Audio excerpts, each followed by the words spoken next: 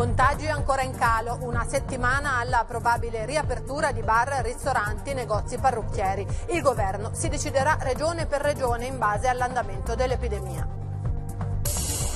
Attesa per il preconsiglio dei ministri sulle misure economiche verso l'accordo sulla regolarizzazione dei migranti. Stasera cabina di regia con le regioni.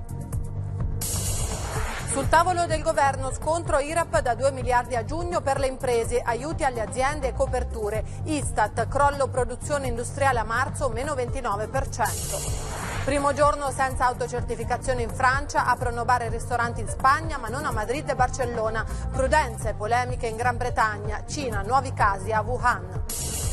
Silvia Romano da Roma verso casa, il suo racconto agli inquirenti, 6 prigioni diverse, il diario, lo studio del Corano, polemica sulla conversione, Di Maio, ora un po' di rispetto.